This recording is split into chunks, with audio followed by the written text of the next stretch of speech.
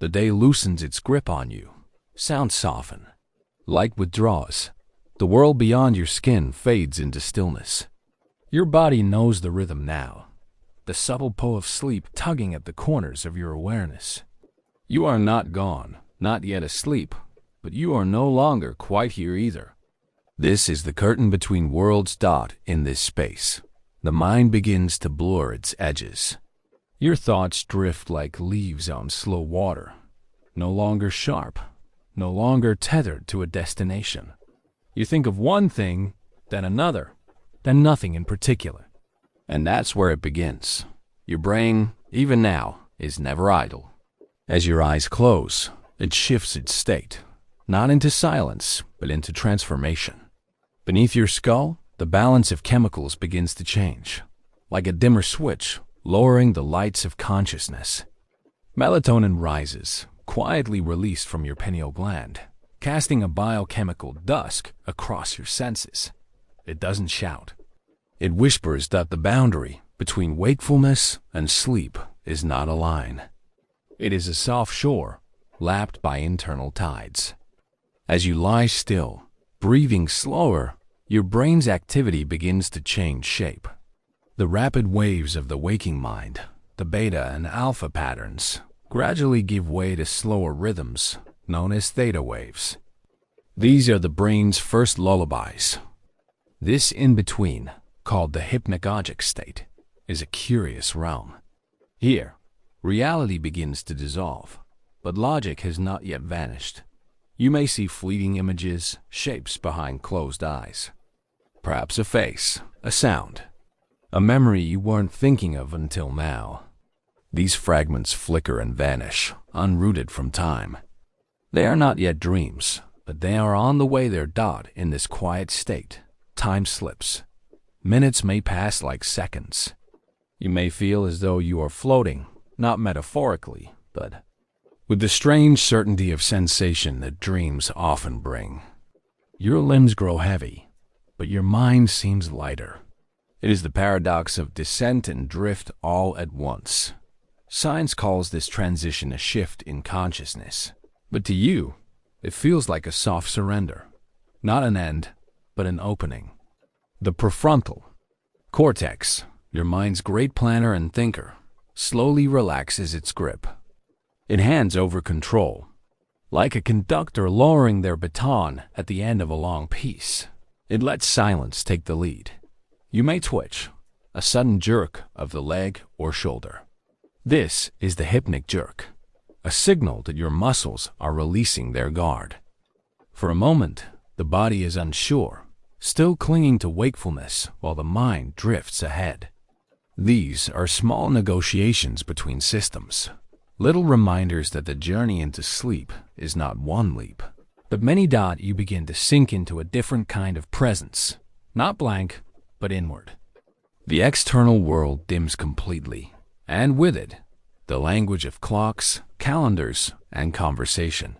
In its place rises something more fluid, sensations not measured by numbers, but by weightless impressions. Somewhere deep within, the thalamus, a relay station in your brain, begins to quiet external input.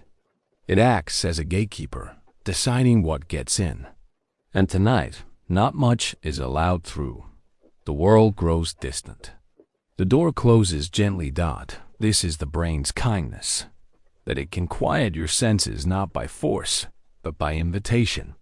That it can ease you into this other state, where repair begins and dreams begin to whisper. Sleep does not come all at once. It is a slow tide lapping up your shore, retreating and returning, deeper each time. You may think you are still awake, and yet your brain has already stepped across the threshold. Your body lies still, cocooned by blankets and darkness. But your mind, unanchored, begins its night work. It remembers, it rewires, it releases. Not all at once. Not yet, but soon. And so you rest here in the hush just before surrender. Not fully in the world, and not fully beyond it. Held gently in the space between. Beyond this curtain, waves will deepen. Beyond this hush, The true descent begins, where consciousness dims further, and the brain begins to hum in slow rhythm, carrying you inward toward the land of slow waves. Now, the world fades further. The curtain that once shimmered between waking and sleeping has drawn fully closed. You are no longer just drifting. You are descending. Not falling, but gently sinking, as if into warm water. Each breath carries you lower. Each heartbeat softer. Time thins here, like morning mist in a quiet valley dot inside your brain. Something extraordinary begins. The busy rhythm of waking life, its constant chatter, its electrical buzz, slows down. The neurons that sparked and fired in quick succession begin to pause and then move together in waves. Large, slow waves, like the rolling of a vast and silent sea. These are delta waves, the signature of deep sleep. You cannot hear them, but your brain hums with them. They rise and fall through your cortex, one great swell at a time. Each wave is a pulse of rest washing through you, carrying with it all the weight you didn't know you held. In this state, your awareness becomes a distant echo. You are not dreaming yet, not lost in stories, but you are no longer tethered to the outer world. There is no room for noise here. The senses have gone quiet. Your muscles rest in perfect stillness. Even your eyes, once darting beneath lids, now lie calm. And yet, your brain is not off. Far from it. It is healing. This is the stage when your body repairs itself, cell by cell, tissue by tissue. Hormones rise, guiding growth and renewal. The immune system strengthens. Deep sleep is a kind of surgery without scalpels, a nightly restoration that touches nearly every part of you. But your mind, too, is at work. Beneath the stillness, memories are being sorted. Some are kept, some discarded. Like a librarian in the dark, your brain files away what matters and gently lets the rest fall away. The hippocampus, that small seahorse-shaped structure within, passes yesterday's stories to the cortex for long-term keeping.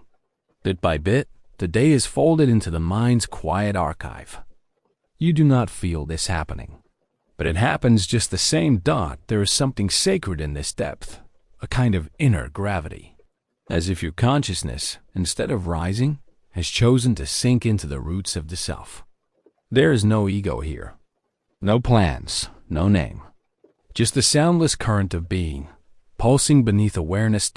You may wonder, if the mind is so quiet, who is steering the ship? But there is no need to steer. Your autonomic systems, the hidden keepers of breath, heart, and heat, hold their course. The brainstem maintains the rhythm. Blood flows, breath deepens, temperature gently dips. You are not lost. You are being carried. Some scientists call this stage slow wave sleep, others deep sleep, and some, quite simply, stage N3. But none of those names capture how it feels, like resting in a cradle of dark velvet rocked by silence. For many, this is the most elusive kind of rest. It doesn't arrive on command. It comes only when it is earned, when the body is safe and the mind has softened its grasp. When the world outside grows quiet enough for the inner world to rise. And when it does, your entire being listens. This stage may last minutes or more, but here, time becomes unmeasurable. Without sensation or thought, you enter a place where the body keeps watch and the self disappears. And yet, you are not gone. You are simply deep, as deep as your mind ever goes. You may never remember this part of the night, and that is its gift. It asks nothing of you. No dreams, no story, no performance. Only surrender. But slowly, gently, even this stillness begins to shift. The waves become lighter. The body stirs beneath the surface. Something inside starts to rise. A flicker of color, a whisper of motion, a memory, reshaped into something unreal. The tide of thought returns, not fully, but with images stitched together like loose thread. You are rising toward the threshold of dream's dot, and in that gentle ascent, the orchestra of the mind begins to awaken once more.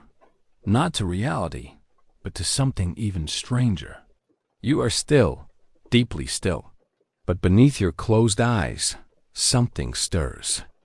It begins almost imperceptibly, a shift in rhythm, a quickening of your inner world. After the slow, rolling waves of deep sleep, the brain begins to rise again, like the moon lifting gently over a dark sea. You do not wake, not fully. Instead, you enter another chamber of sleep, one where the lights are dim, but the stage is alive. This is REM, rapid eye movement. Here, your sleeping mind ignites. Though your body lies motionless, your brain becomes bright, almost as active as it is when you're awake. Neurons flare with activity. Electrical pulses dance in vivid patterns. And deep within, the mind begins to weave its own fabric of experience. Your eyes, beneath your lids, move swiftly back and forth, not seeing the room around you, but scanning a world that only you can enter. These rapid movements mark the moment your dreams begin. You are not imagining them. Your brain creates them as vividly as it creates the waking world. The occipital lobe, the region responsible for vision, lights up as though you are looking directly at something, though your surroundings are darkness and stillness. And what do you see? Not always clearly, not always logically, but richly. Faces, places, moments not bound by time or physics. Memories reassembled, emotions painted into places they've never been. Dreams live here, not vague impressions, but immersive experiences. You are not simply watching. You are inside them. The brain constructs landscapes, characters, sensations. It blends sound and color, fear and longing, memory and imagination. All of this happens while your body is gently locked in place. REM atonia, it's called a protective stillness. Signals from your brainstem quiet the muscles of the body, keeping you safe as you run, leap, cry, or sing in your dreams. Your body listens to a hush while your mind explodes in color. And it is here, in this paradox of paralysis and intensity, that the mind processes its most emotional stories. The limbic system, particularly the amygdala, becomes active, glowing, like a signal flare. It is the part of you that feels deeply love, fear, sadness, joy. And in REM sleep, it is awake and whispering. Dreams are not nonsense. They are emotion shaped by memory, wrapped in metaphor. Think of the last dream you remembered. Was it realistic? Maybe not. But did it feel real? Did it carry a mood, a question, a sensation that lingered into the morning? That is the mind speaking in its oldest language. During REM, your brain becomes something of a stage director, selecting scenes from your life, recasting them in strange roles, and placing them into settings that defy reason. Your childhood, home, a stranger's face, a long-forgotten song, all come back, woven into a story that may make no sense, yet feels meaningful in its own quiet way. And what is the purpose of all this? Scientists still ask. Some believe dreams help you process emotion, strengthen memory, rehearse for waking life. Others see them as creative play, a byproduct of a complex brain maintaining itself through symbolic rehearsal. What is clear is this: the brain works hardest on emotional memory during REM. It returns to what matters, not always what was loudest, but what left a mark. These cycles of REM occur in intervals throughout the night, growing longer toward morning. The first dream may be fleeting. The last may stretch into full narrative. In between, the body rises and sinks again through waves and stillness.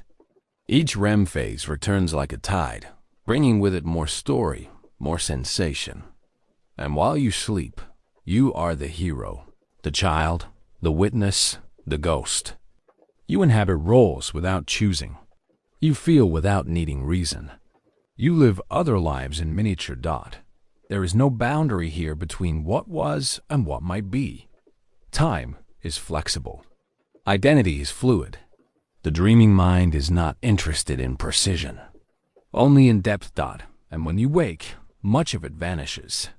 Dreams dissolve quickly, slipping through fingers you never even felt yourself using. But not all of them. Some cling. Some leave an emotion behind. A feeling you carry all day without knowing why. These dream fragments are like the ash of a distant fire, evidence that something burned brightly.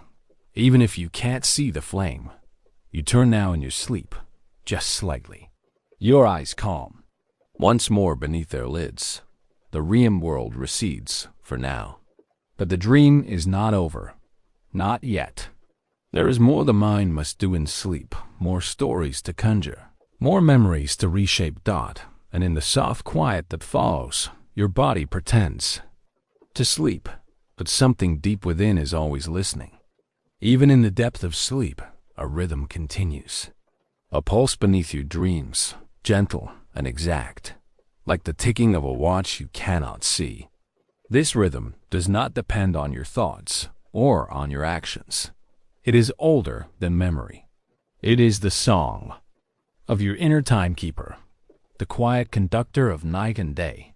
Tucked deep within your brain, behind the bridge of your nose, rests a tiny cluster of neurons known as the suprachiasmatic nucleus. It is no larger than a grain of rice, but it holds the power to orchestrate your whole body's sense of time. Every second, it reads light. Not just sunlight on your skin, but signals from the optic nerve. Information about daybreak, twilight, and darkness. And from this light, it shapes a rhythm. This is your circadian clock, your 24-hour cycle of waking, sleeping, eating, and feeling. Circadian comes from the Latin circadine, about a day. But your brain is not simply counting hours. It is listening to the world's turning and tuning your biology to match it. As evening falls, your eyes detect the fading of light. Though you may not notice, your brain does. Signals pass through your retina and into the suprachiasmatic nucleus, which in turn sends messages through the hypothalamus to the pineal gland. And then, like moonlight rising inside you, melatonin begins to flow. This slow, steady release is your body's invitation to rest. Temperature drops, blood pressure lowers, alertness fades. Your body prepares itself for sleep, not by command, but by quiet routine. Even as you dream, this rhythm continues. It guides the cycles of sleep itself, the alternating pattern of deep rest and vivid REM. Roughly every 90 minutes, your body completes one full loop. And throughout the night, each cycle shifts. REM stretches longer toward morning, while deep sleep comes earlier in the night. This pattern is not random. It is a map drawn by the sleeping clock. And this map isn't just about sleep. Your circadian rhythm influences hunger, mood, body temperature, even how your cells repair. It keeps you in time, with the earth, with yourself. What happens when the rhythm is disrupted? You feel it. Jet lag, shift work, bright screens at midnight, they confuse the clock. You may sleep, but not restfully. Wake, but not clearly. When your rhythm is out of tune, your body notices, but it also forgives. Given light in the morning, darkness at night, gentle habits, and patience, the rhythm returns. Your internal clock slowly aligns again with the outer world. This is your brain's kindness, its willingness to recalibrate, to try again. And you are not alone in this rhythm. Every living thing on Earth, from birds to trees, from seaweed to crickets, follows a circadian rhythm of its own. It is the Earth's shared heartbeat, expressed differently in every body, even within you. Other clocks tick. Your organs, your skin, your cells, each with tiny timekeepers of their own. But the suprachiasmatic nucleus is the master clock. And as long as it hears the rhythm of day and night, it keeps everything else in harmony. Tonight, as you lie in sleep's quiet arms, this clock continues its gentle counting.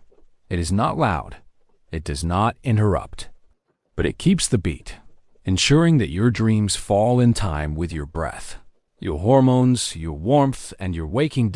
In this way, even your silence is ordered. Even your stillness obeys a pattern. Time in dreams may feel elastic, but the body stays tethered to the clock. Even while your mind drifts through stories and colors, the deeper rhythm holds. And as one cycle ends and another begins, you turn, slightly breathe deeper, and enter a new phase of the night.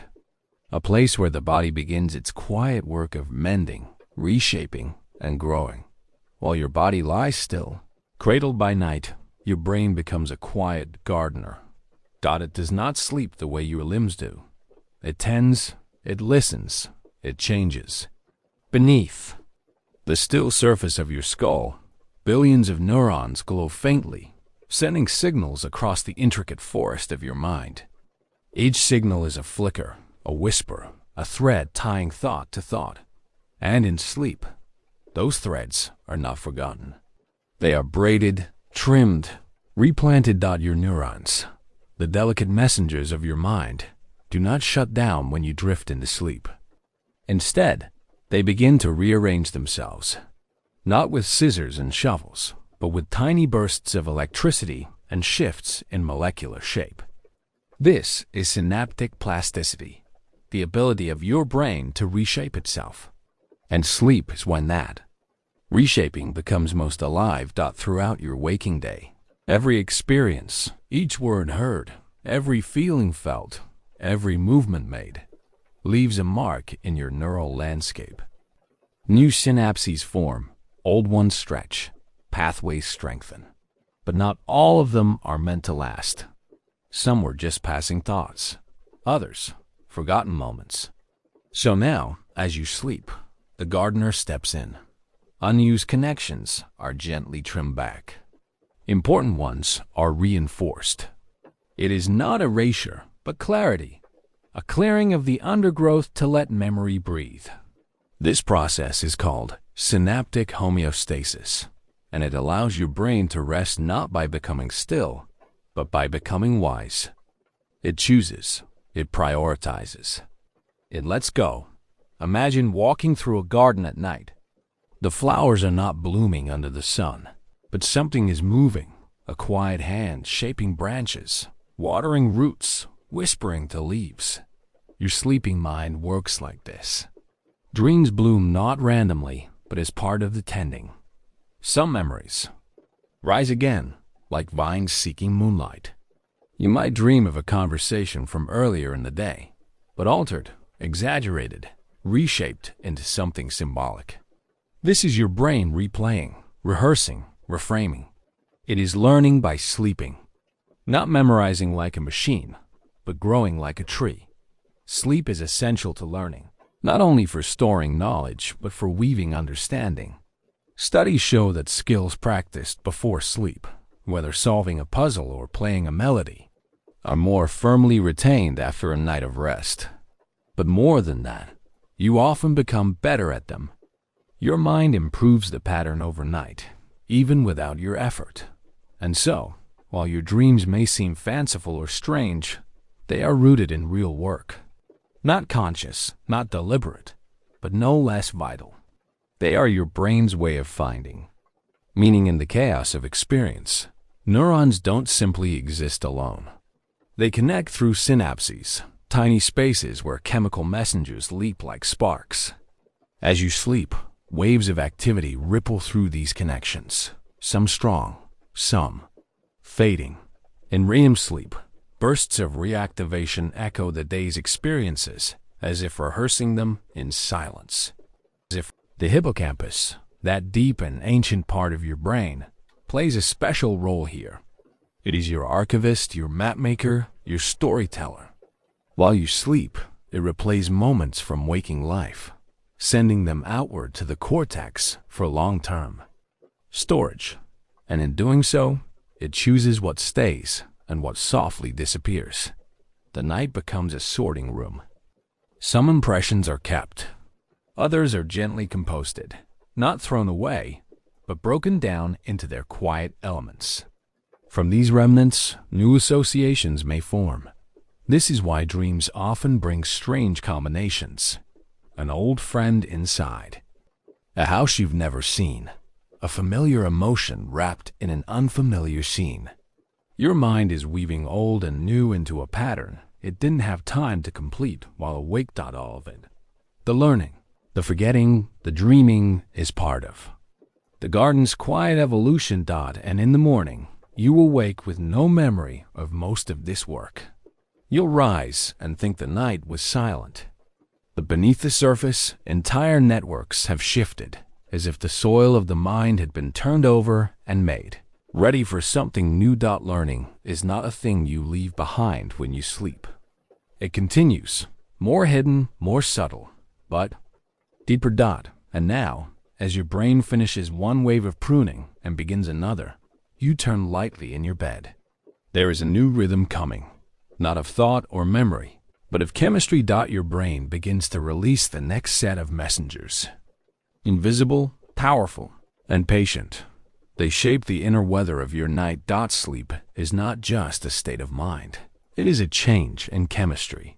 You may think of rest as something soft and effortless, but deep within your body, an intricate orchestra is always preparing the way. Long before your eyes close, the molecules begin to hum. Their language is not one you speak, but your body understands it completely. It begins with adenosine. Throughout the day, as you think, move, breathe, and simply live, adenosine slowly builds in your brain. It is the quiet weight of wakefulness, a molecular signal that rises with every hour you're awake. It collects in the spaces between neurons, whispering fatigue into the circuits of your mind. The more it gathers, the more your body longs to rest.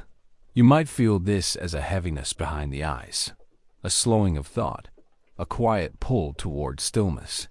That is adenosine at work. It does not demand sleep. It invites it, gently. Then comes melatonin, the timekeeper's lullaby. As darkness falls and light fades from your environment, your brain senses the shift. The suprachiasmatic nucleus, your inner clock, tells the pineal gland it is time, and melatonin flows. Not like a wave, but like a dimming of lights across a vast theater. Its presence does not knock you unconscious. Instead, it changes the tone of the body, making rest feel right. Melatonin doesn't cause sleep directly. It sets the stage. It prepares the nervous system, telling each cell, now is the hour for quiet. And your body listens. Then, deeper still, another molecule rises. GABA. Gamma-aminobutyric acid is your nervous system's great softener.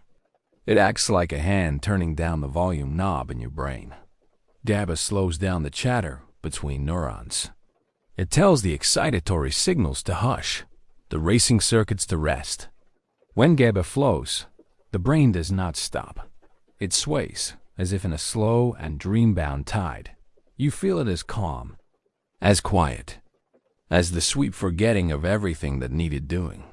These three, adenosine, melatonin, and GABA, are not the only players, but they are the main notes in the body's lullaby. They soothe, signal, and synchronize. They carry you from the brightness of the day into the softness of night. And there are others. Cortisol, often called the stress hormone, fades gently now.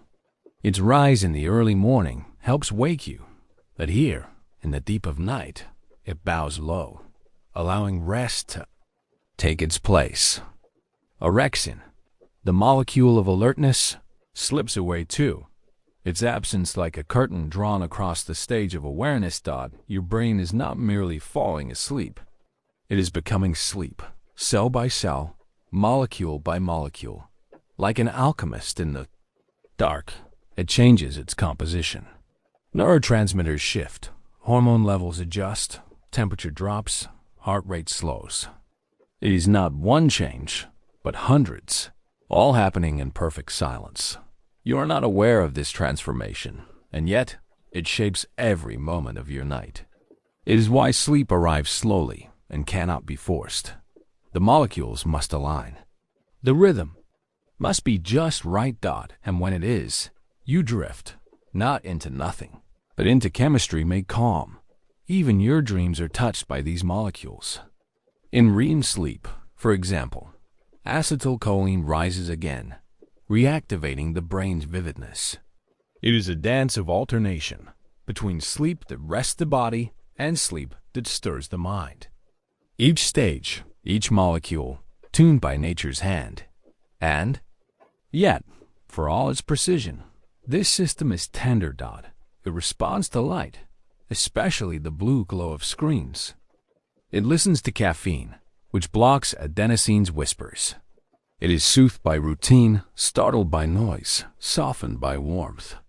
This chemistry does not demand much from you, only care and rhythm and a little patience. You are a creature of molecules, but you are also a creature of stories.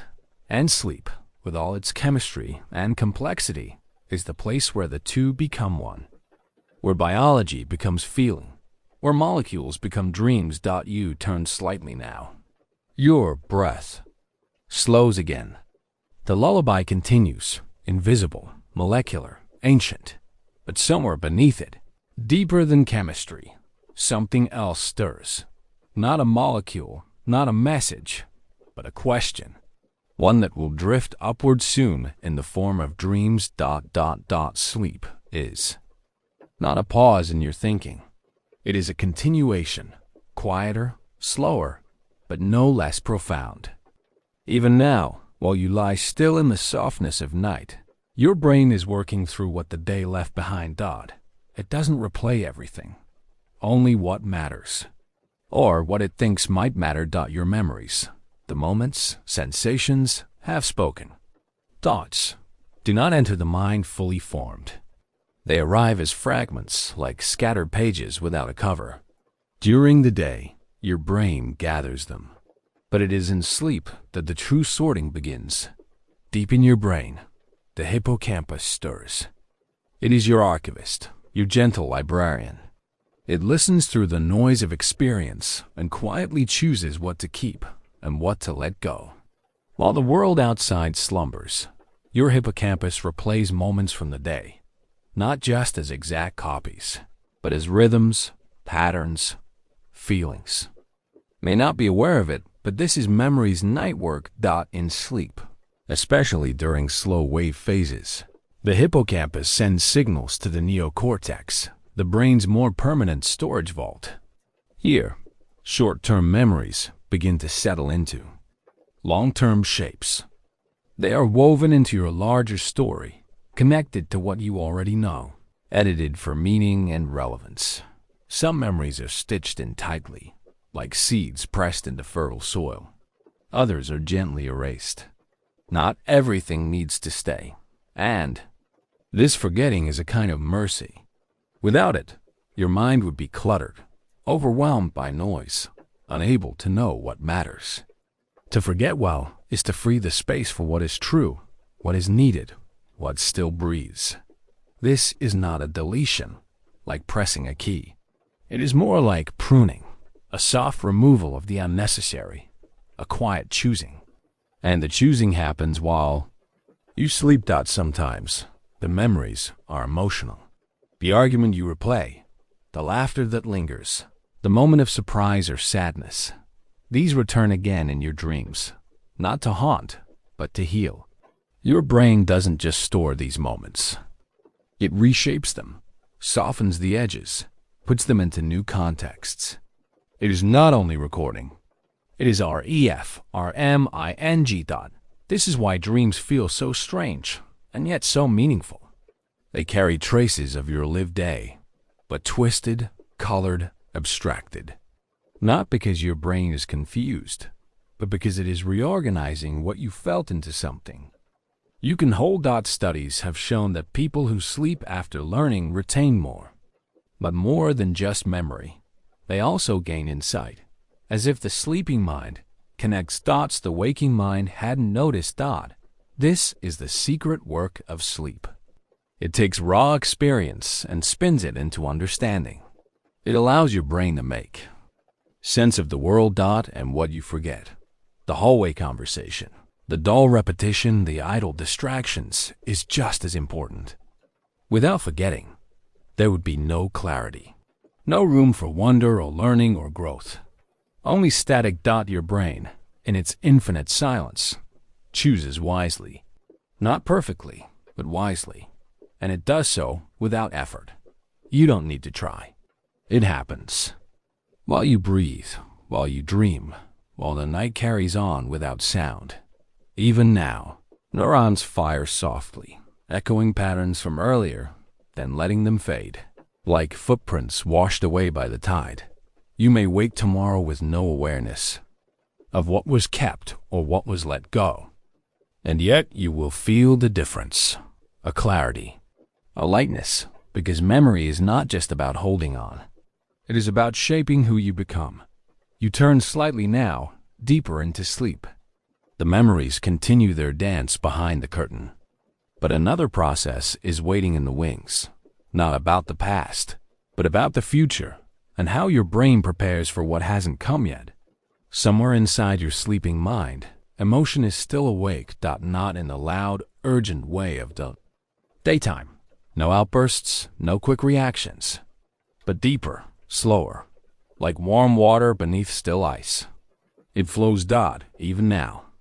As you rest, your brain is sifting through the quiet ash of feeling. Not just what you did today, but what you felt. Your amygdala is small, almond-shaped, deep within, pulses softly. It is the heart of your emotional memory. It remembers joy, fear, anger, delight, not just as ideas, but as pulses in your body, rhythms in your breath, the way your chest once tightened or your eyes warmed. During REM sleep, this tiny structure becomes unusually active. It glows as if reliving something, but it's not just repetition. It is rehearsal. Emotion isn't replayed to trap you in the past. It is brought forward into dreams, so you can process it from a safe distance. You are not re-experiencing life. You are reweaving it. The hippocampus, the nearby keeper of memory, joins in too. It helps shape the storyline of the dream, the place, the people, the sequence of events. But it is the amygdala that gives the dream its color. It decides what matters, what lingers, what returns. This is why dreams often feel emotional before they feel logical. Why a single expression in a dream can stir you more than a whole day's worth of news. Your emotional brain is at the helm. And here's the beauty. You do not need to consciously understand these dreams for them to work. The act of dreaming itself helps soothe your emotional circuits. It is like running warm water over something tight and tangled, softening the knots, loosening what was stuck. In waking life, emotions can pile up. You may move through them too quickly, not because you ignore them, but because there is little time to rest. But in dreams, your brain creates space. It stretches time. It replays moments in slow motion or shifts them into symbolic form. A hallway becomes an ocean. A stranger carries the face of someone you loved. It doesn't have to make sense. It only has to feel real. This is emotional regulation, one of sleep's most tender gifts. Studies show that people who are deprived of REM sleep have more difficulty managing emotions. They react more strongly. They remember painful things more vividly. But when REM sleep is restored, the emotional edges soften again. The brain calms itself. You might dream of something painful, but within that dream, your brain is doing gentle work, re-exposing you to it, but in a controlled, private theater. No harm can come to you here. And so, piece by piece, the sharpness dulls. The emotional brain is not erasing feeling. It is integrating it, placing it in a broader picture, folding it into your life without letting it define the whole. And sometimes, the dreams are beautiful. You might see someone you miss. You might fly. You might return to a childhood street and feel the warmth of long-gone sunlight. These too are emotional processes. They nourish what was once joyful. They keep your internal landscape full of light, not just memory. You may not remember all of it, but when you wake and feel lighter, gentler, something in the night has done its work, because sleep is not just about recovery of the body. It is also the recovery of the self, the part of you that feels, that hopes, that heals. And it is the dreaming brain, especially the emotional brain, that helps guide you there. Now, the dream begins to shift. Again, the emotional storyline dissolves and something new begins to stir. A movement not from memory, but from imagination. A question the brain dares to ask without words. What if? You are deep in sleep now, floating inside the theater of dreams. Scenes shift quietly. A forest becomes a hallway. A loved one speaks in the voice of someone you've never met. You run without moving, fall without fear, fly without wings. It makes no sense, and yet it feels entirely real. You're dreaming. Mind is not broken. It is speaking another language, the language of metaphor, not the strict grammar of waking life, but the softer syntax of intuition, emotion, symbol dot. This is not a flaw. It is how the dreaming brain explores ideas it cannot approach head-on. When you are awake, your thoughts move in lines. One idea follows another. Cause leads to effect. It is the architecture of logic, a structure built to hold the world steady. But in dreams, the walls dissolve. Instead of walking through doors, your mind slips through shadows. It takes what you've seen, what you felt, and rearranges it like a collage, a teacher's face on a stranger's body, a childhood memory folded into tomorrow's hope. Your brain, freed from external input, begins to explore sideways, and in this sideways exploration, something beautiful happens. You begin to solve problems you didn't know you had, not through calculation, but through connection. Studies show that people often wake from dreams with new insights. Artists, inventors, writers, many have found answers in the odd, fluid logic of sleep. Because in dreams, the brain is less concerned with what's real and more attuned to what might be. The prefrontal cortex, the part of your brain that enforces order and judgment, goes quiet during REM sleep. And with it, the tight grip of logic loosens. Your brain becomes more creative, more daring, less afraid of being wrong. You are not confined by facts in your dreams. You are surrounded by possibilities. This is why nonsense in dreams is not meaningless. It is layered, like poetry. Each symbol may carry threads of memory, of feeling, of unconscious knowing. You may not understand a dream with your waking mind, but a deeper part of you recognizes its texture. It is your brain thinking in metaphor. And metaphors are how humans have always made sense of the intangible. We say time flies, love burns. Fear grips, not because these things are literally true, but because they feel true. Your dreaming mind does this automatically. It pulls from images stored in your emotional and sensory memory, blends them without hesitation, and offers them back to you as a story without structure, a puzzle without a box. The brainstem stirs your REM cycles. The limbic system colors the scenes, but it is your association cortex, that web of meaning and memory, that paints the logic of nonsense. It is here, in the soft, shimmering dark, that your mind may quietly reframe a fear or imagine a path through a problem.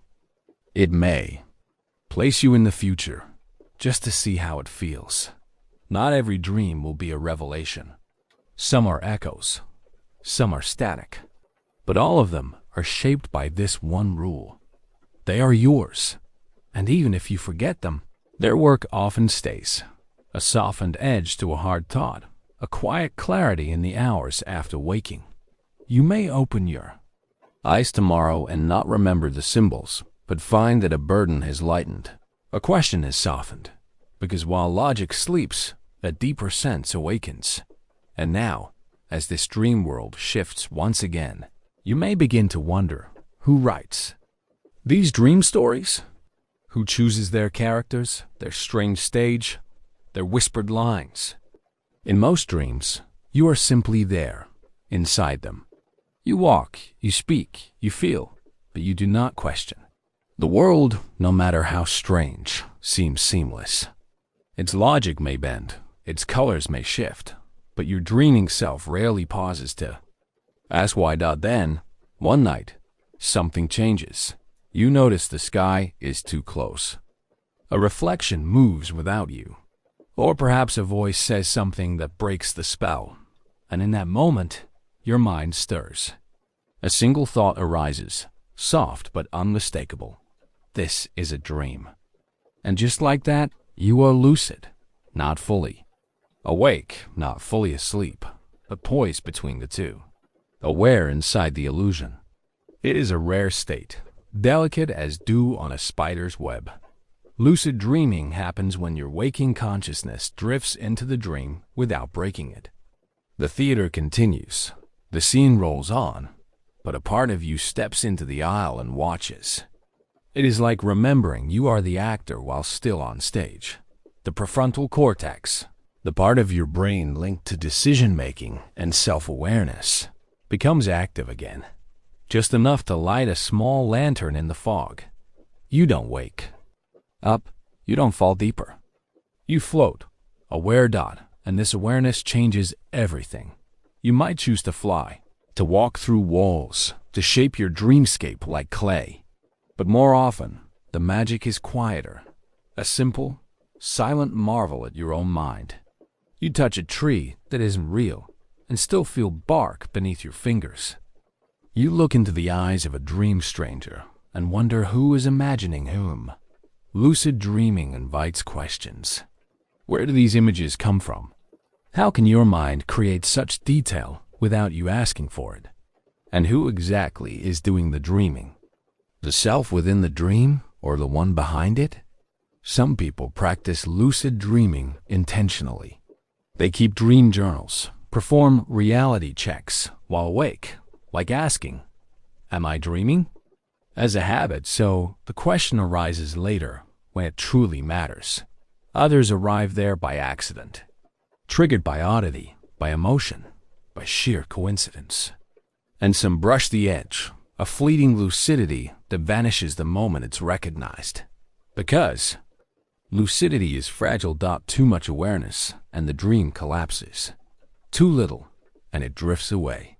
It requires balance, a gentle holding of consciousness, like a bird in the palm of your hand. But what matters most is not the control you gain, but the mirror it offers. Inside a lucid dream, you see your imagination laid bare. Your hopes, your fears, your symbols, unfiltered. Not invented in the moment, but drawn from the deep well of memory and meaning. And within that well, something else waits. The question of identity. If you can observe your dreaming self, if you can shape your dream with intention, who is the one observing? Where is the boundary between dreamer and dream? Lucid dreams are often accompanied by a sense of wonder, a kind of soft awe. Not because the dream is extraordinary, but because you become extraordinary within it. And then, as gently as it came, the lucidity fades. The dream returns to its usual haze, or morning begins to press against your eyelids. And you are left with a memory, vivid, strange, luminous. Whether you seek lucidity or stumble into it, it reveals something true, that your mind holds worlds within it, and that self-awareness can bloom even in the darkest garden. You are not just a passenger in your dreams. Sometimes you are the lantern. And as you drift deeper now, leaving lucidity behind, you begin to feel the stories spinning again, not from logic, not from choice, but from some deeper current within your sleeping mind. You wonder now, as dreams reshape themselves yet again. What stories might your brain be telling before you even know they're there? You lie still, eyes closed, breath slow. Yet inside, your mind is moving. In your dream, you run through rain. You climb towers, swim through air, speak languages you've never learned. Your arms reach, your feet leap, your voice sings. But your real body, here in bed, does none of this. It rests, quiet and unmoving. This stillness is not weakness. It is not sleep's side effect, but its design. A protection, a kindness. While your mind roams free, your body is gently held. The name for this is REM-atonia, a beautiful hush that descends over your muscles during the dream-heavy REM stage of sleep. The brainstem, specifically a region called the pons, sends signals down the spinal cord that switch off motor activity. The body listens. It goes quiet. You are not paralyzed in the frightening sense. You are not trapped. You are safe, suspended. This separation between dreaming and doing is essential. Without it, every imagined motion would ripple outward. Legs might kick, arms might flail, voices might shout, and sometimes they do. There are rare conditions where this barrier thins. People with REM sleep behavior disorder may act out dreams, moving, even speaking, without knowing. Their bodies forget the stillness that most of us rely on each night. But for you, tonight, the stillness remains. And it is sacred. It allows your dreams to unfold without consequence. You can fall from cliffs, soar through space, argue, laugh, embrace, all without your body needing to follow. This is sleep's quiet genius. The mind becomes motion, but the body stays rooted like a stone in a riverbed. Even your breathing changes. During REM sleep, it becomes shallow, irregular, almost like the breath of someone watching, not acting. The eyes, the only muscles untouched by the paralysis, dart beneath closed lids. They follow the dream, tracing invisible worlds as if watching a private film. But everything else rests. The jaw, the limbs, the spine, all softened into stillness. And so you are held between motion and stillness, between world and body. This atonia also blurs the line between sleep and waking. Sometimes you may wake too soon. A flicker of consciousness returns, but the body lingers in stillness.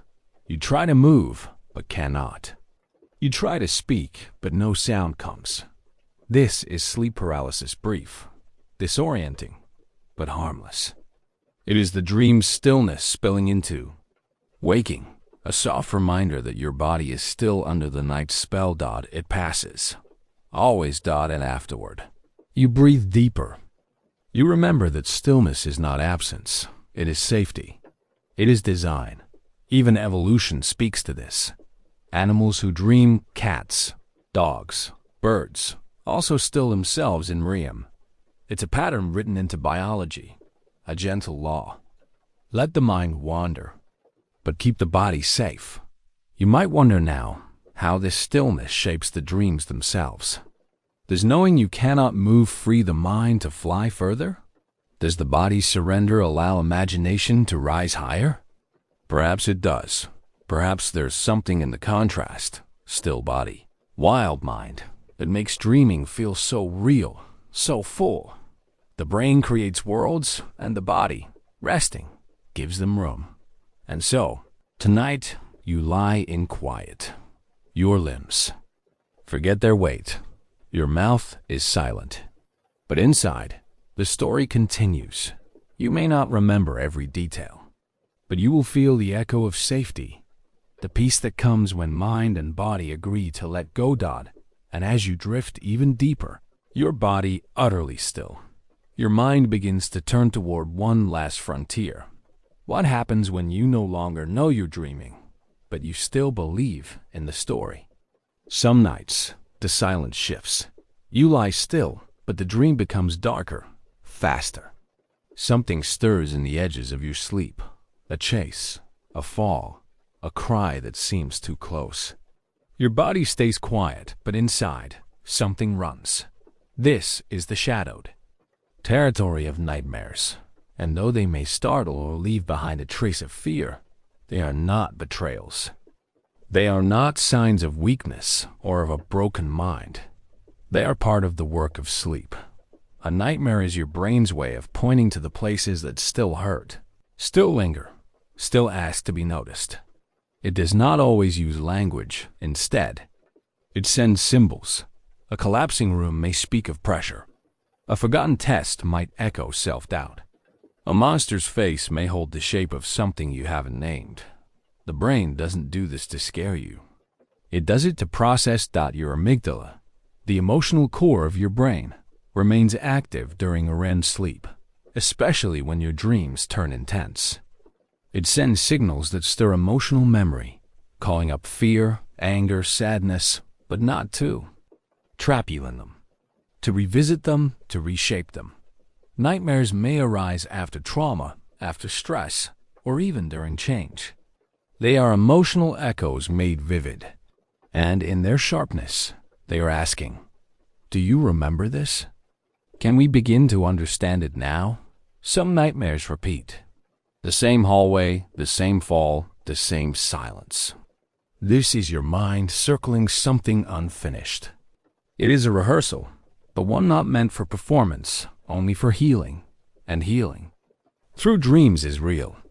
Nightmares in their intensity help your brain release. They give shape to unspoken fear, allowing the emotion to move, to soften, to leave the body. Even children, who dream often and deeply, have nightmares not just from fright, but from learning. As they grow, their minds build stories to match their questions. Some of those stories are scary, but all are signals of growth. You may wake from a nightmare with your heart racing. It's your body responding as if to real danger. The line between dream and waking blurs for a moment, and then settles. You breathe. You remember where you are. You feel your bed beneath you. You return to stillness. And even if you don't understand the dream, you begin to feel the weight lift. You survived the darkness. You stayed. Some people find meaning in these dreams. Write them down, talk them through. Others let them fade like mist in morning. Both are valid. What matters is the movement, emotion rising, cresting, and receding. There are patterns to nightmares. The brain tends to choose themes it knows. Will stir you. Falling, being chased, being lost. But each variation is your mind speaking to you in your language, through your memories. If you begin to notice them, you may also notice their changes.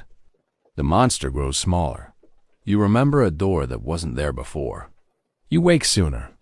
These are signs of the brain healing, adapting, softening its grip. And sometimes, just sometimes, you become aware inside the fear. You realize, this is a dream. And even if you cannot change it, that moment of knowing is powerful. It reminds you, you are not lost. You are watching. Even in the hardest dreams, your brain is doing something kind, showing you what needs light. Because nightmares, for all their shadows, are part of sleep's deep work.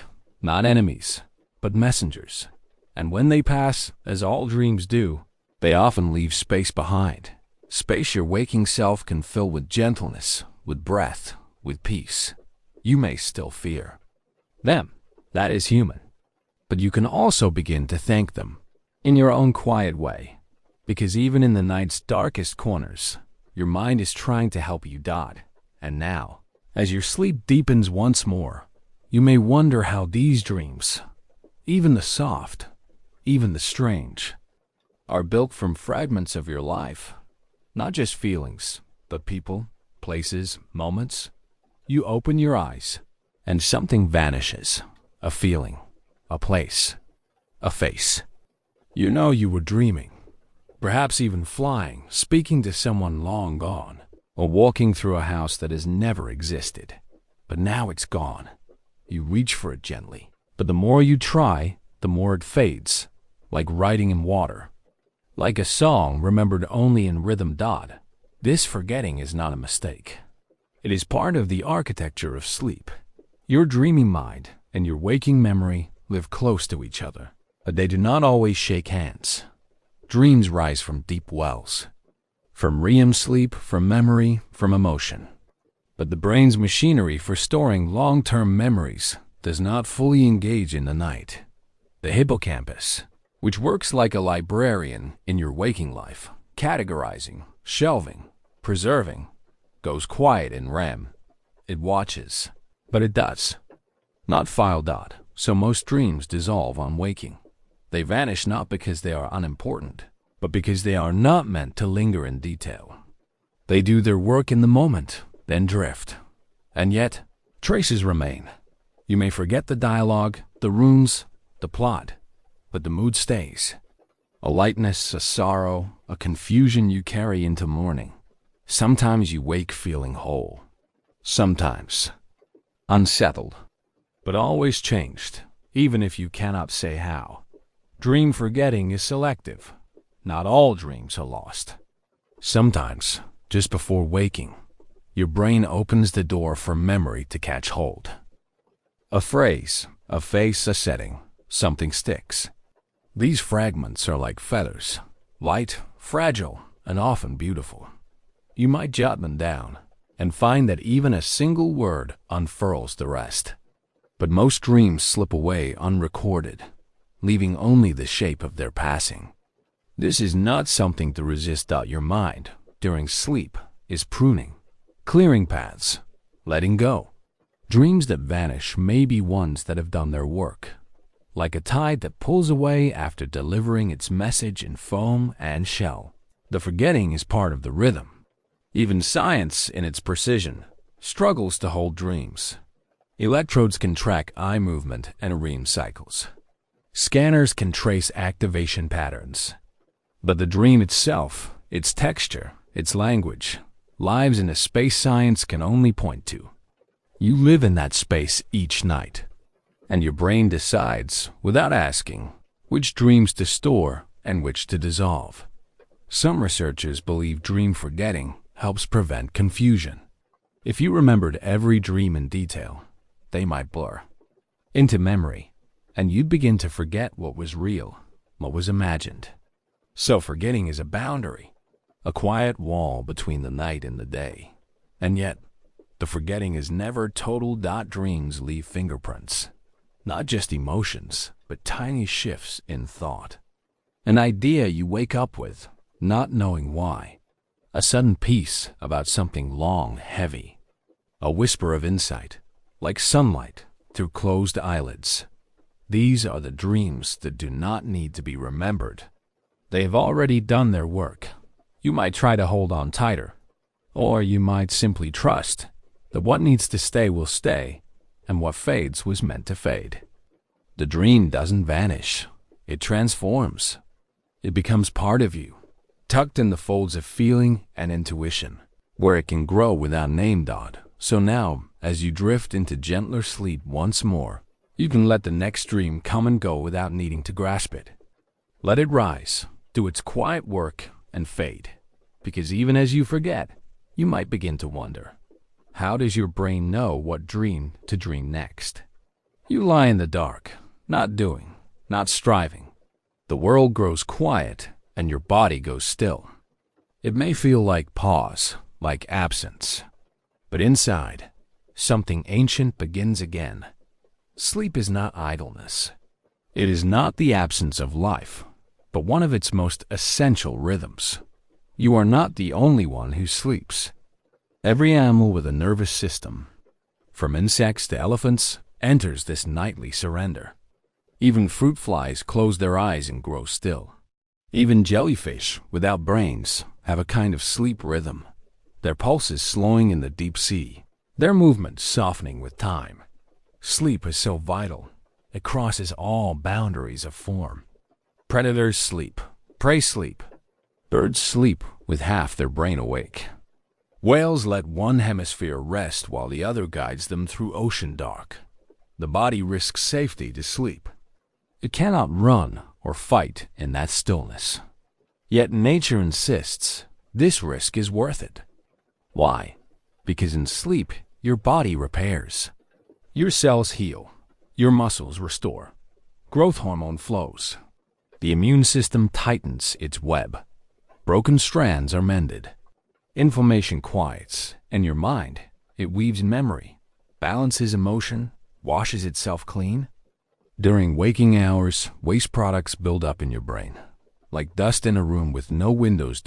But at night, the glymphatic system, a network of fluid channels, opens like a river, flushing out debris. Your brain cleans itself while you dream. Without sleep, this doesn't happen. Without sleep, memory falters, mood frays, the body aches, and thoughts grow tangled. Sleep is not a luxury. It is not something extra to be trimmed away. It is a form of maintenance, a nightly ritual of repair. Still, science cannot name one single reason we sleep. There are many to remember: to heal, to balance, to conserve, to grow. Sleep protects the body, sharpens the mind, and resets the nervous system. It is both quiet and profound. You might think sometimes that sleep is wasted time, hours where nothing gets done. But what if sleep is the deepest kind of doing? What if, while you rest, your brain is orchestrating 1,000 quiet tasks you cannot feel, but without which you could not live? Sleep helps creativity bloom. Ideas stirred in dreams, connections sparked in silence. Even famous scientists and artists have traced breakthroughs to sleep, to that moment between knowing and forgetting. There is something about the stillness that allows the mind to rearrange itself. And when sleep is lost, even for a single night, the body notices. Reaction slows, mood dims, cravings rise, focus slips. It is not weakness. It is the cost of running without rest. Even plants seem to follow a kind of sleep. Their leaves droop at night. Their rhythms align with the sun. Rest is not only for creatures, it is for systems, cycles, ecosystems. So tonight, as you drift toward the dark, know that sleep is not escape. It is the center, not a retreat from life, but a return to something older than thought. Sleep is the mother of balance, the root of healing, the quiet current beneath your days. You do not need to earn it. You do not need to justify it. You are built to sleep. You are designed to let go. And somewhere inside you, beyond your thoughts, your cells already know what to do. They welcome the night like thirsty soil welcomes rain. And as you fall gently into that space, you might begin to wonder, not just why you sleep, but how sleep shapes the very thing you call you. You close your eyes in the quiet of night, and your dreams unfold like a private sky. But you are not the first to travel this inner world, and you are not alone in crossing it. For as long as there have been humans, there have been dreams and the wonder they stir. Long before clocks and science, people gathered by firelight to tell of what they saw while the body slept. A bird with a human voice, a mountain that whispered secrets, a child floating in moonlight. These were not simply stories. They were signs. Among the ancient Egyptians, dreams were divine messages, a form of communication from gods. Dream interpreters were consulted like healers. Temples were built where people slept in hope of receiving a sacred dream. In the high mountains of the Andes, the Quechua believed dreams connect the living with ancestors and spirits, bridging waking life and the sacred unseen. In Aboriginal Australia, the dream time is not just a place or moment, but a foundation of reality. It holds the origin of all things, woven into the land, the animals, the people. To dream is to walk alongside time. In ancient Greece, dreams were messengers too. Hippocrates studied them as signs of the body. Artemides wrote books to decode their language. Even warriors slept in sacred sanctuaries, hoping to dream their fate before battle. Across Asia, dreams were often maps of moral balance. In Chinese medicine, a restless dream might point to imbalance in the body. In Tibetan Buddhism, lucid dreaming became a spiritual practice, a training ground for awareness and release. In each culture, dreams were more than flickers of the mind. They were mirrors, messages, maps. Even today, you may dream in symbols that echo those seen by dreamers centuries ago. You see water, and somewhere, a person dreams of the same river. You see a door, and elsewhere, someone dreams of crossing a threshold. Our minds are unique, but they carry traces of the collective. Psychologists like Carl Jung spoke of the collective unconscious, a realm where images are shared, passed down through time, not by words, but by memory woven into us. This is why some dream patterns feel so familiar. The fall, the flight, the chase. These are stories your nervous system seems to know. Stories told again and again, in different colors, by different souls.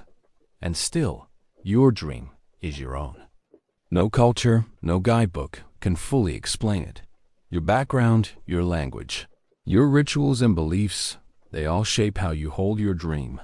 Some see it as prophecy, others as puzzle. Some release it like vapor, others carry it like stone. Even silence around dreams can be cultural. In some places, it's private.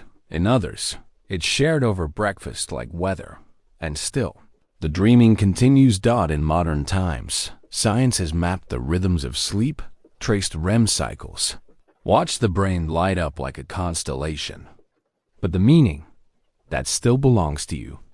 Even here, in this quiet moment, your dream world is stitched from both biology and belief. Neurons firing and ancient stories echoing just behind the curtain of night. To dream is to step into an inheritance you did not ask for, but now carry. It is to enter a shared, sacred field, one in which every culture has planted seeds of wonder.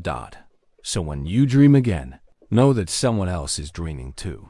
A stranger across the world, an ancestor long gone, a child not yet born. You are not alone in the night. And just as your dream echoes others, you may wonder next, who within you decides what dream to dream? As you sleep, your body does not disappear. It becomes a quiet actor in your dreaming mind's play. Silent, but not still. You may believe. Your dreams belong only to the brain, as if thought alone carries you through strange cities and soft skies. But your body is always listening, always responding. It does not simply lie still. It participates. Your breath changes with the story. In dreams of fear, it quickens. In calm, it slows. Your lungs are not reading the script. They are inside it. Your heart, too, plays along. It beats faster in a nightmare, slower in peace, following the rhythm of imagined moments. A dream danger can make your chest rise and fall as if you were running. And though your major muscles lie quiet, paralyzed by protective sleep, small twitches still occur. A finger jerks. A leg shivers. An eyelid flutters beneath the lid. These are echoes of a dream's movement trying to reach the waking world.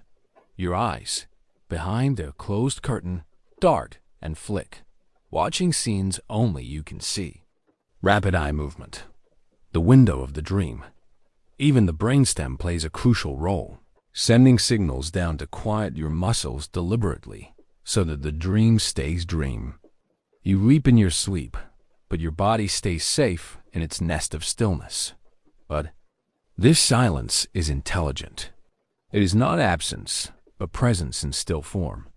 The brainstem, hypothalamus, amygdala, these deep parts of you do their work in the shadows of thought. They stir your physiology to match the dream's color, and your body responds with breath, heartbeats, sweat. And so, a dream of falling can wake you with a jolt. Your muscles flinch, your stomach lurches, even though there is no edge, no drop. It's not your imagination. It's your body speaking back to the mind. Pain, too, can cross between worlds. You might feel it in a dream, sharp, dull, overwhelming, but it fades upon waking. Sometimes it mirrors real signals, and sometimes it invents them, reminding you that your mind can make as well as interpret sensation. There are stories of people who solve problems in dreams and wake with clenched fists or hands curled into gestures from the vision. The body remembers, even without words. Sleepwalking is an extreme example, a rare slipping of the boundary.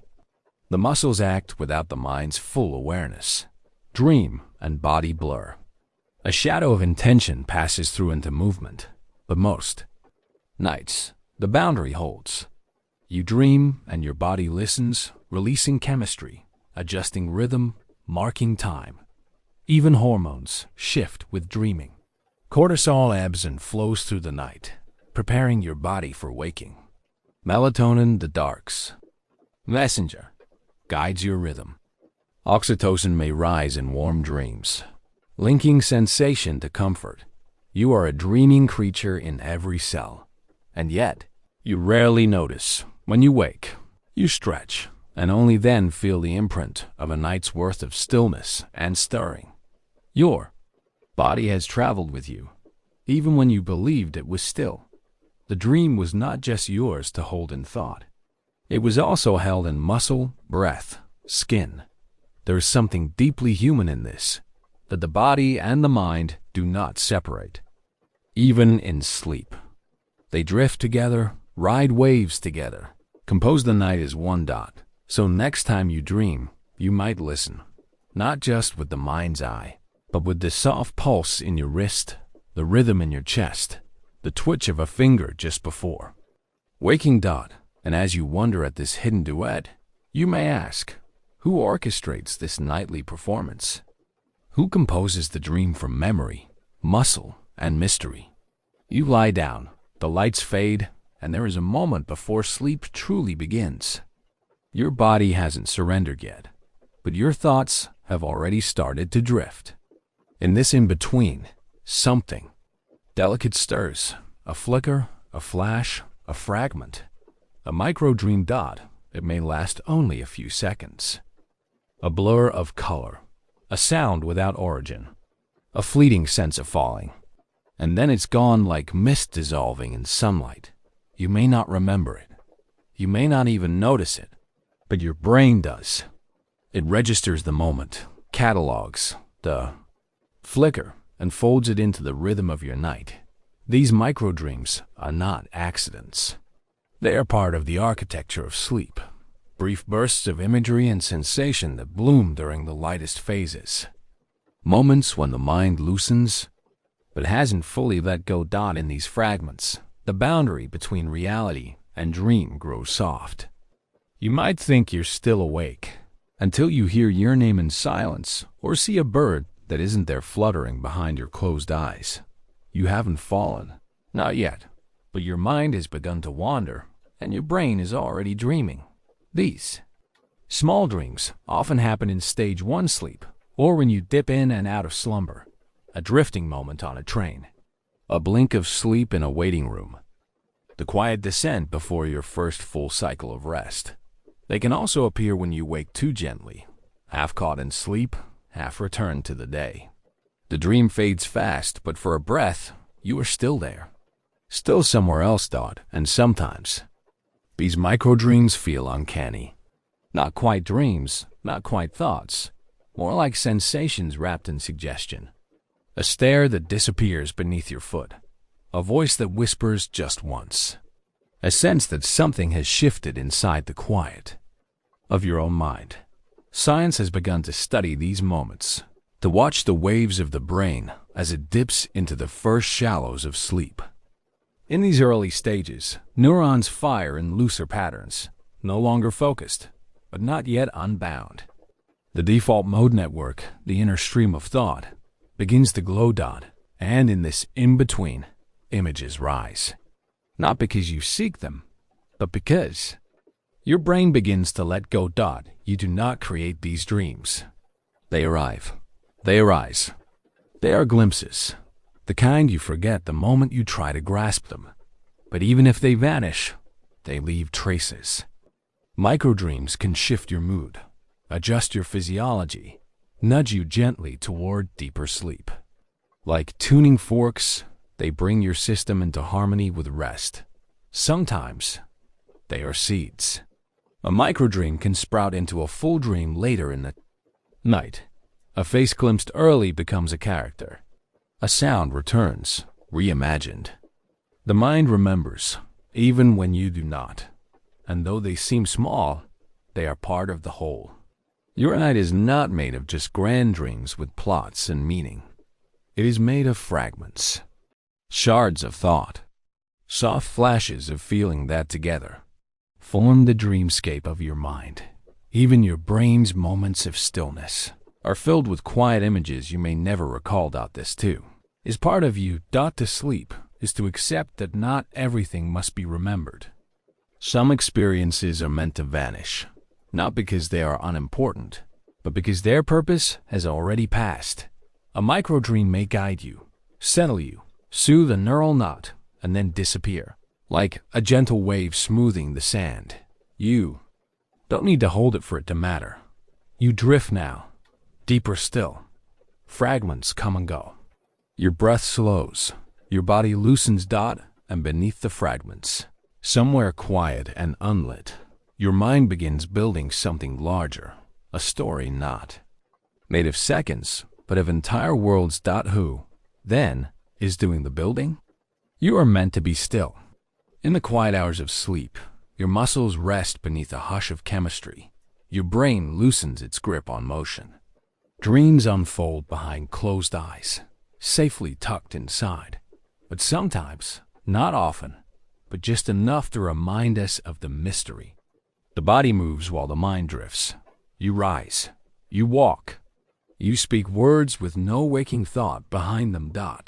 Sleepwalking. A gentle rupture in the barrier between world and dream. Your eyes may open. Your legs may carry you across the room. Yet your conscious mind, the part of you that watches, chooses, remembers, remains far away. This is not dreaming as you know it. It comes from deeper sleep, usually from stage 3 or stage 4, those slow, restorative waves where the brain is least alert. Not the stage of REM, but the ocean floor of slumber. Sleepwalking is most common in children, whose sleep cycles are more turbulent, whose neural rhythms are still soft and forming. But it can visit anyone, a rare echo of a system out of sync. In this state, your brain sends movement commands without full awareness. The motor circuits light up, but the storytelling parts, the self-reflective parts, remain dim. You do not dream the action. You simply act, while another part of you stays in the dark. The causes are not always clear. Sometimes stress, sometimes genetics, sometimes an inherited rhythm in the nervous system that stumbles just enough to let the body slip free. And so, a child may walk downstairs in silence, eyes wide, voice empty. An adult might rearrange objects or leave the house entirely, guided by no plan, no dream, only fragments of routine woven through fog. Sleepwalking isn't dangerous in itself, but the world it walks in can be. Stairs, doors, streets, these are not made for sleep. So when this veil lifts slightly, the body moves with memory, not with judgment. And yet, within this strange breach, you glimpse how layered the sleeping brain is. One part may be in deep sleep, another stirring, another ready to act without. Being aware. The brain is not a single switch. It is a constellation of rhythms. And sometimes, those rhythms fall out of sync, just enough to let the dream leak outward. Other parasomnias, like sleep talking, sleep terrors, even sleep eating, or sleep driving, are part of this strange family. Events that rise from within, part dreaming, part waking, and fully puzzling. Science watches with curiosity. EEGs map the waves. Sleep labs trace the timing. But much remains uncertain. Why do only some people experience it? Why do these actions follow familiar routines, even when the mind is absent? There is wonder in this, and also humility. You are not only your waking thoughts. You are also your patterns, your reflexes, your buried rhythms. Sleepwalking reminds you that your body holds its own memories, memories older than logic, more primal than intention. And in this mystery, there is tenderness.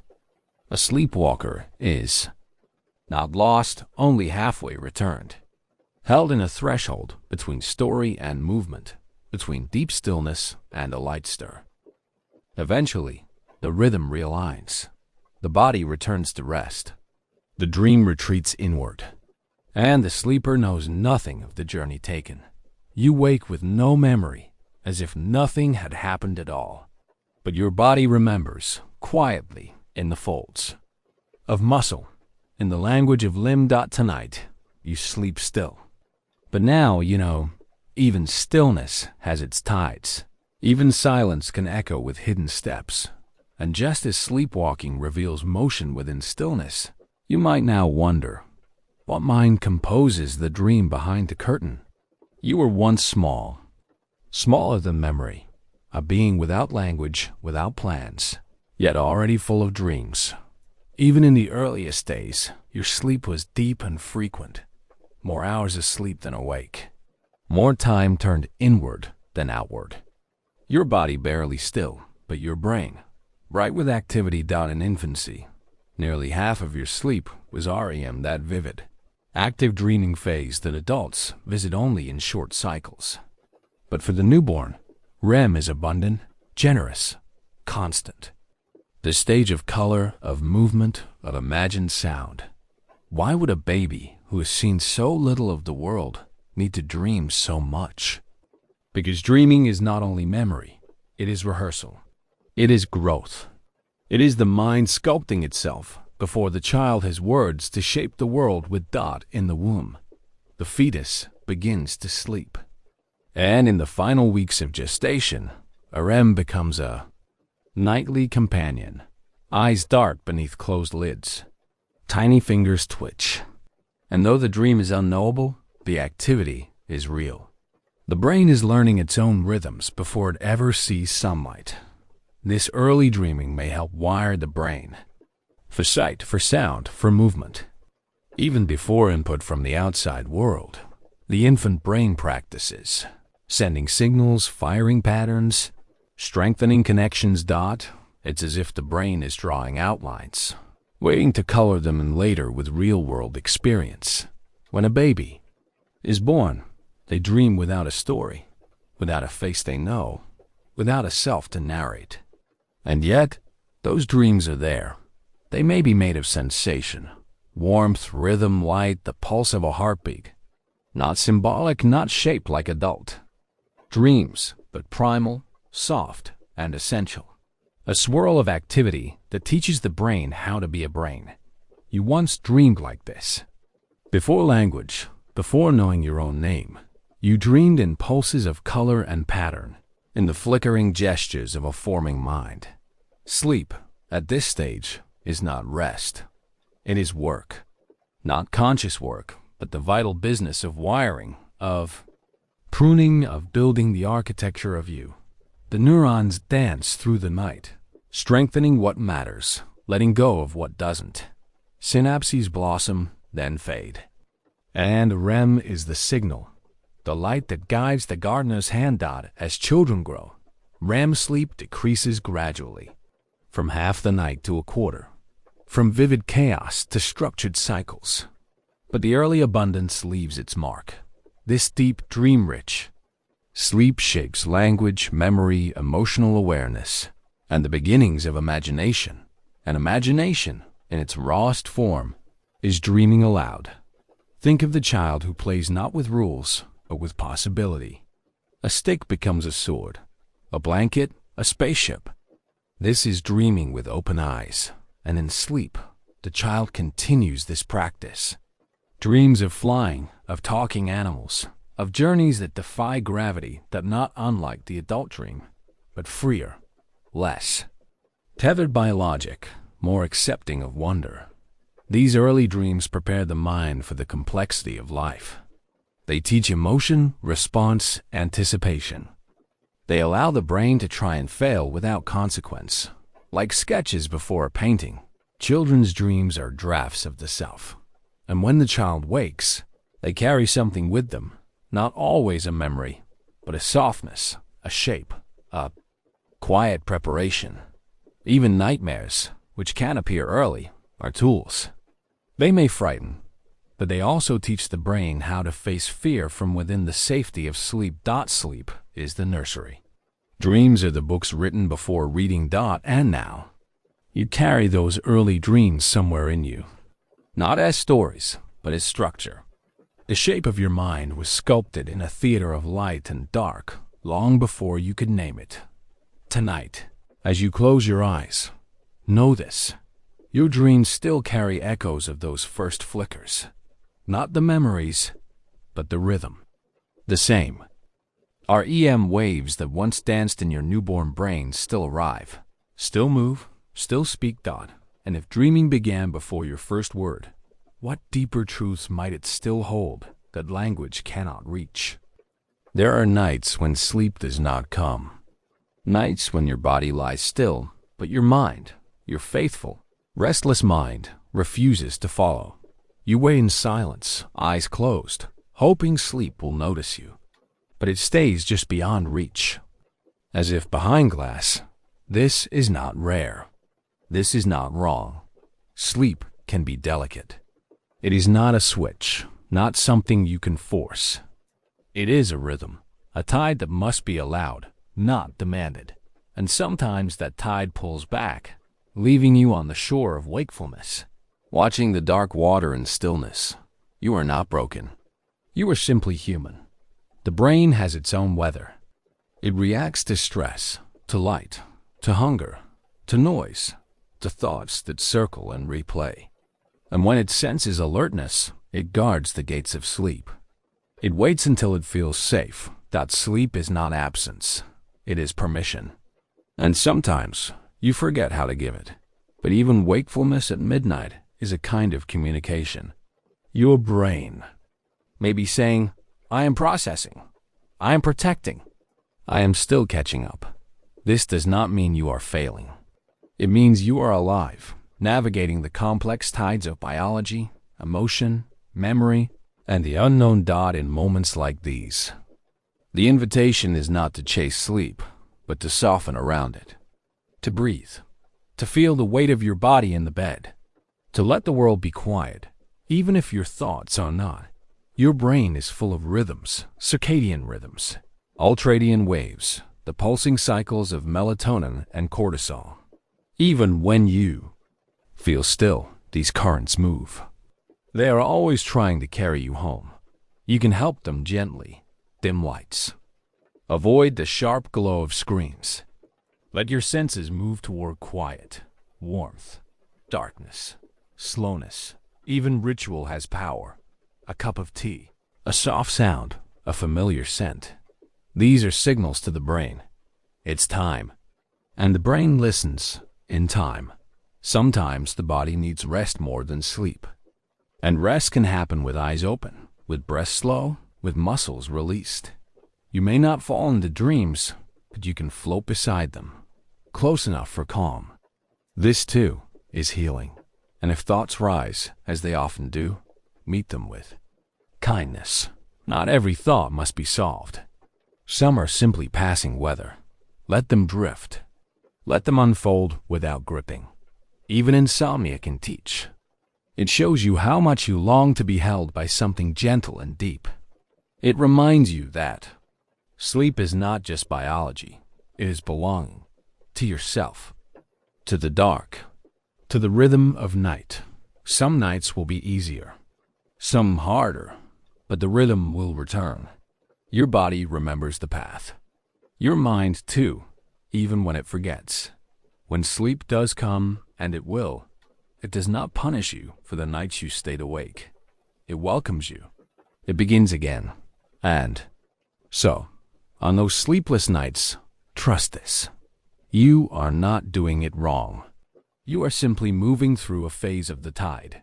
Tonight, you rest.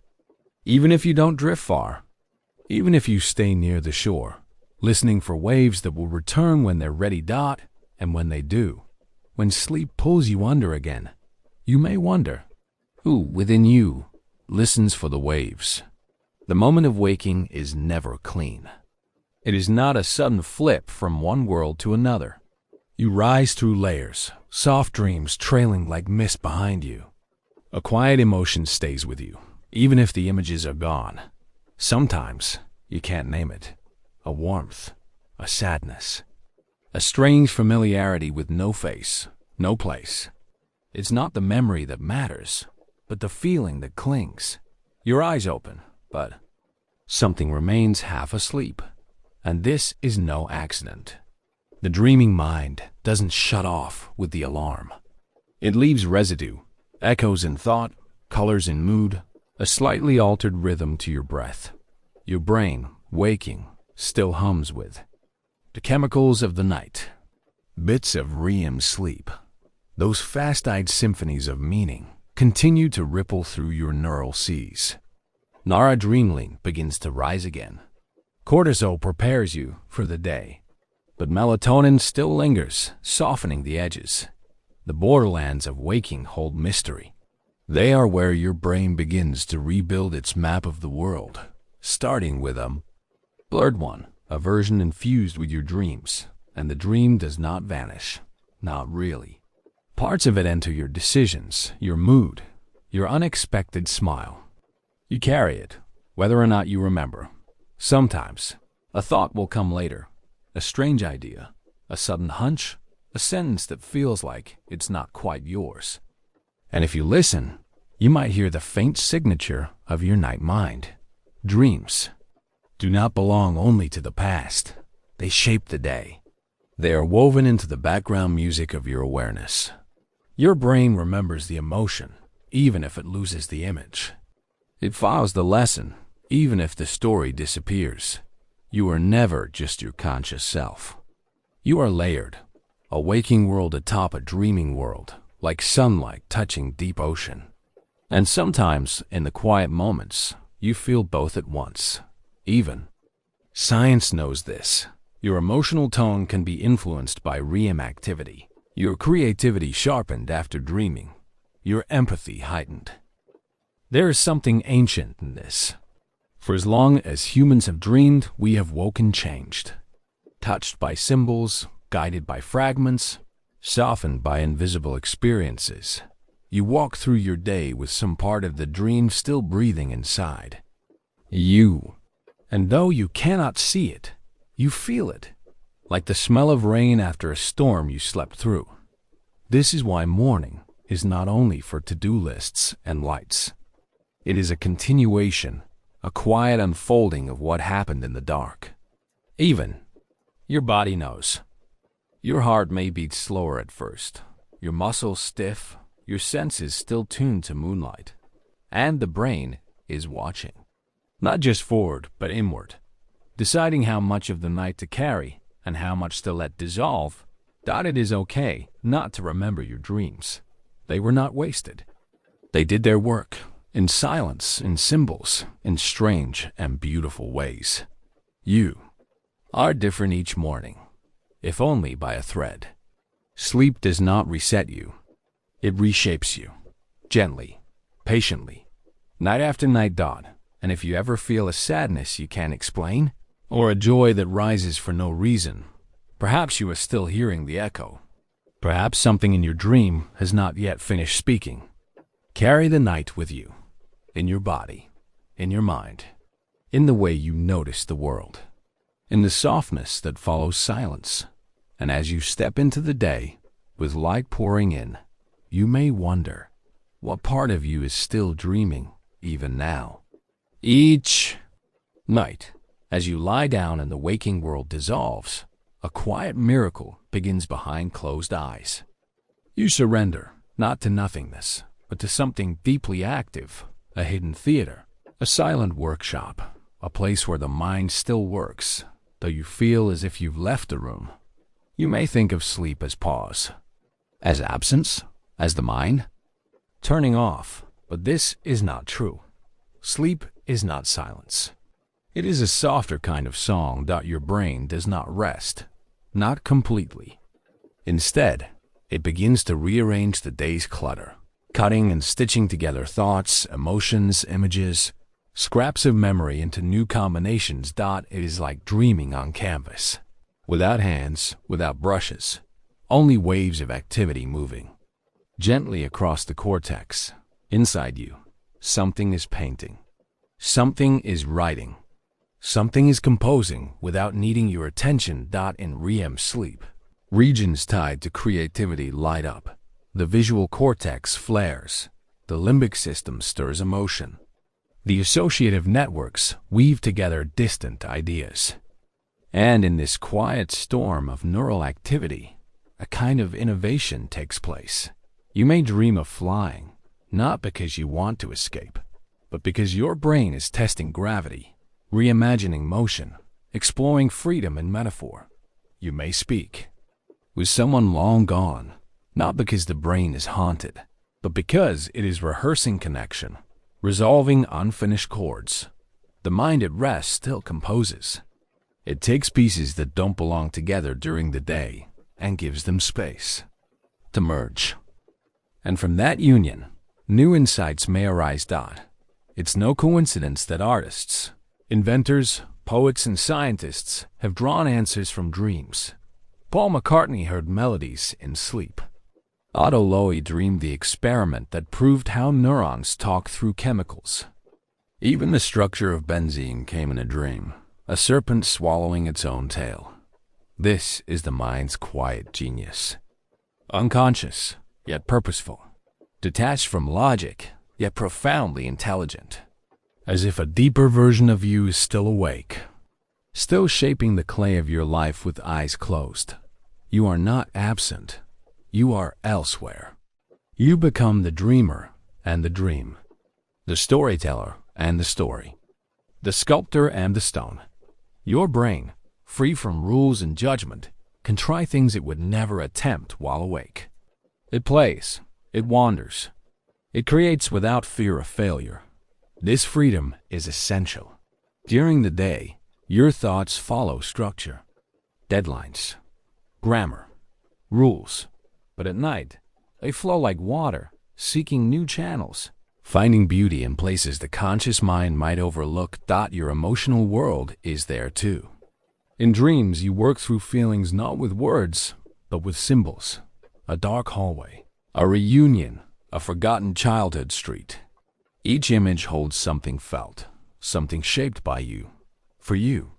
And even when you forget your dreams, their influence remains. They have already done their work, softened your fear, strengthened a memory, sparked a subtle change in how you see the world. Sleep creates more than stories. It creates understanding. It rebuilds you in unseen ways. You wake up changed, even if you don't know how. So think of yourself as an artist of the night, an unseen painter, a dreamsmith in silence. The canvas stretches across time, and every night, a new layer is added. You may never know the full picture. You may never hold the final shape. But it is yours. Each swirling fragment, each imagined room, each flicker of insight that returns in your waking life, as intuition, as clarity, as calm. And as you lie here now, ready to cross the threshold. Again, know that the journey ahead is not into emptiness, but into creation. Your studio is waiting. The tools are already in motion. And soon the dreaming mind, your most mysterious self, will pick up where you left off. Somewhere in you, even now, the brushes are beginning to stir. What might they paint tonight?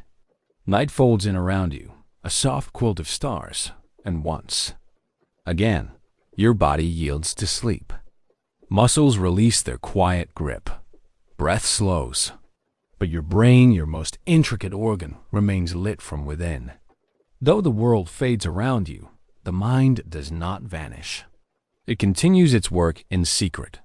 This is not mere rest. It is rehearsal, revision, and revelation.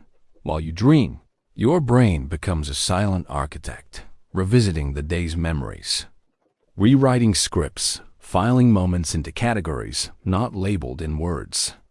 It draws connections that waking logic might overlook. You don't direct this process. It flows beneath your awareness like a current beneath still water. Sleep is not absence. It is another kind of presence. Your dreaming brain is active, especially during REM sleep, where waves of electrical activity resemble those of waking hours. Regions such as the visual cortex light up, crafting images without sight.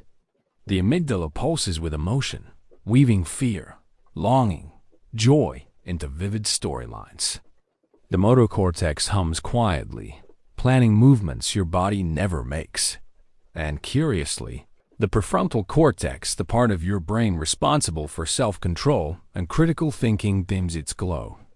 It steps aside, just a little. This loosening allows the surreal logic of dreams to emerge. You are freed from the need to explain, to justify, to edit thought without your conscious permission. The brain plays that it takes elements from the day, your thoughts, your stresses, your hopes, and bends them into shapes both familiar and strange. That dog you passed on your walk becomes a talking guide in a labyrinth. The phone call you didn't make becomes a doorway you forgot to open. Your mind speaks to itself in symbol and metaphor, rearranging reality with gentle hands. This, neuroscientists suggest, is the brain's form of offline processing. Like a computer defragmenting its files in the background, your sleeping brain sorts through information, removing what's unneeded, strengthening what's useful, and cross-linking memories in new ways. Sometimes, this process leads to clarity. You don't expect that many scientists, artists, and thinkers have reported solutions emerging from dreams. The periodic table came to Mendeleev in a vision. Paul McCartney heard the melody to Yesterday in his sleep.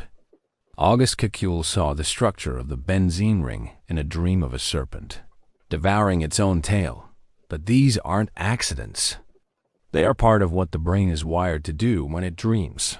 Reorganize complexity, test out options, simulate challenges. You might not remember it, but your brain is doing its quiet work, searching, comparing, rehearsing, solving. You are your own research lab, working through the night. This process is not limited to genius or creativity. It happens in you too, even in the quietest dreams. Your brain revisits conversations, testing responses you never said aloud. It replays movements like walking down a staircase or reaching for a cup, subtly refining the coordination behind. Each motion, the hippocampus, your brain's memory librarian, revisits new information and sends it to the neocortex for long-term storage. The thalamus regulates what gets through. And all the while, these networks speak in chemical pulses and electrical patterns, shaping knowledge into permanent thought, as if laying down the roots of a tree.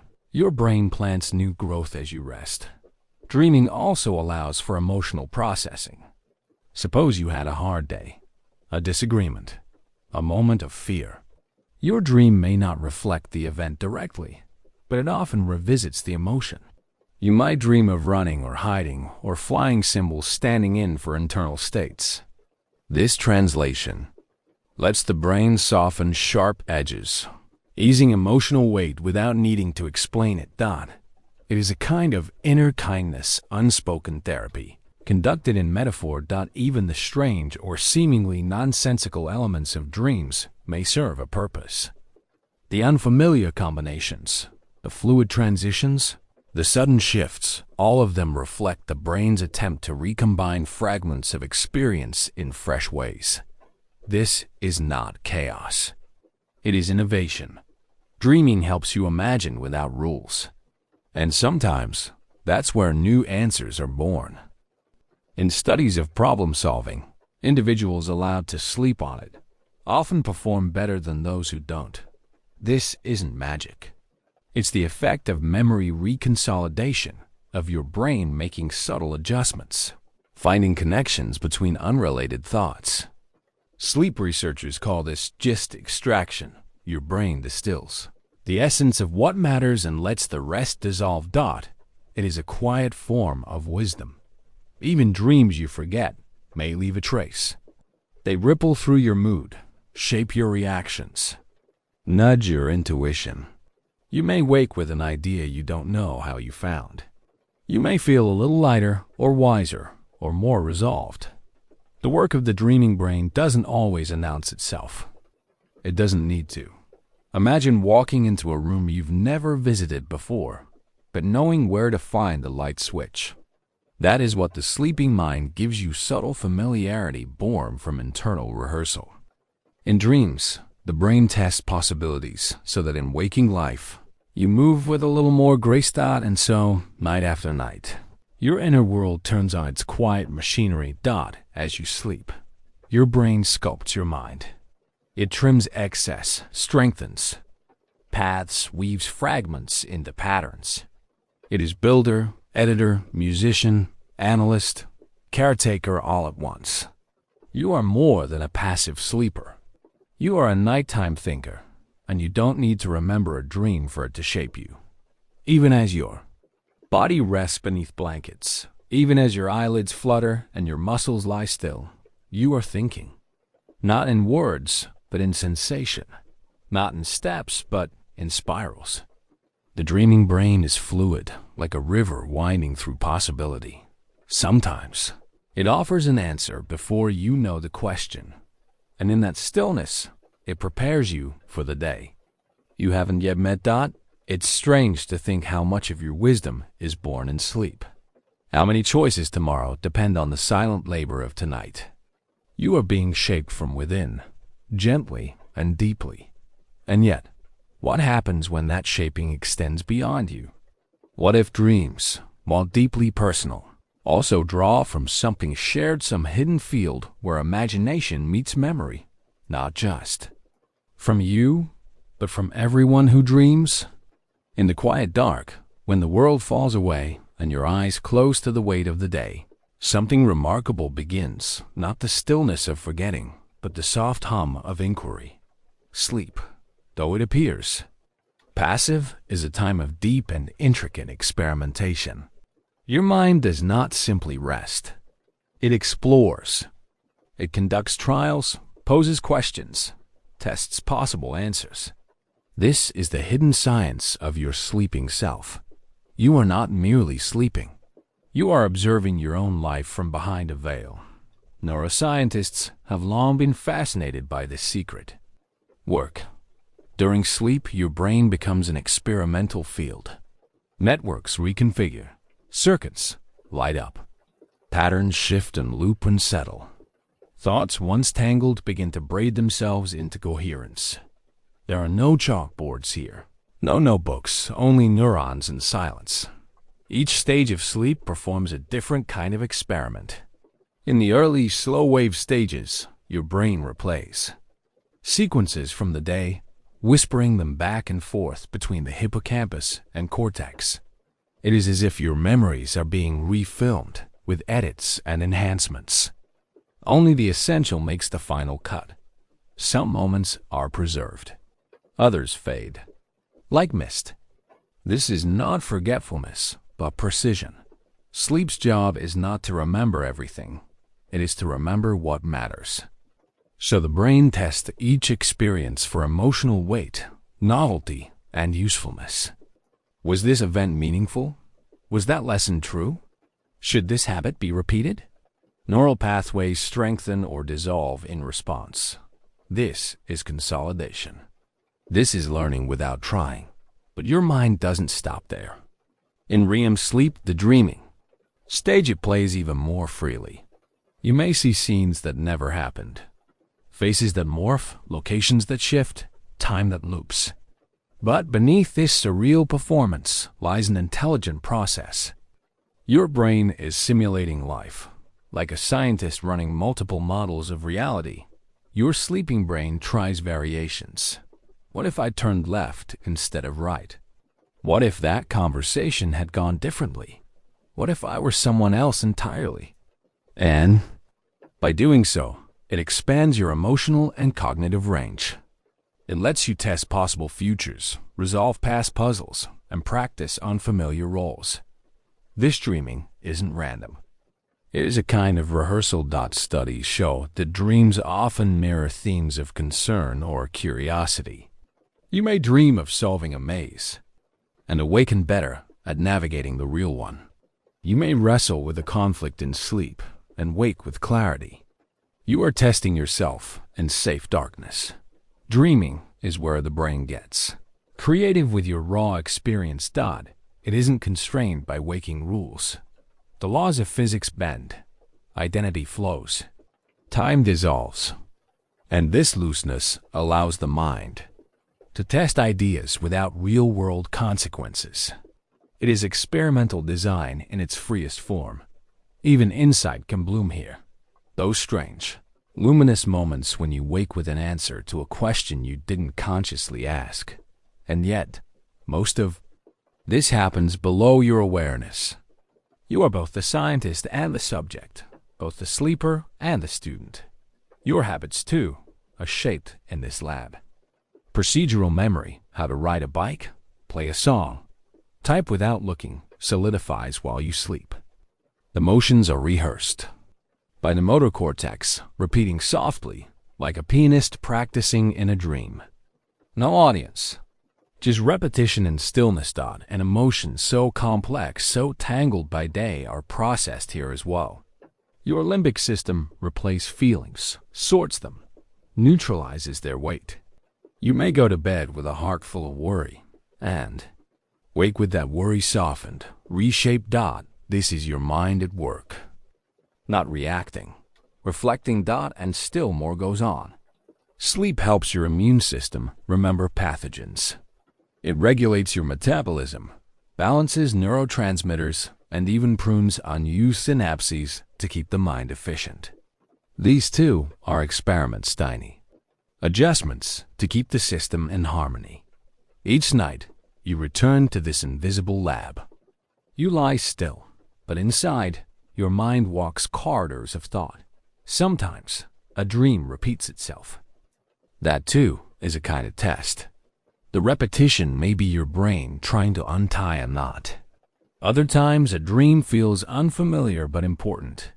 That may be your mind exploring new territory, pushing boundaries to expand its inner map. You do not consciously choose these experiments, yet they belong to you. They arise from your memories, your questions, your instincts, and sometimes they reach beyond. Some theories suggest dreams draw from something deeper than individual experience. Shared human architecture of meaning. Archetypes, symbols, deep patterns that echo through generations. Your sleeping brain may be running ancient experiments, tapping into codes older than language. What would it feel like to know that every person, everywhere, dreams? That as you rest, millions of minds are conducting their own nightly inquiries? It makes the world feel softer, more connected. And all this happens without effort. No test to pass. No grades.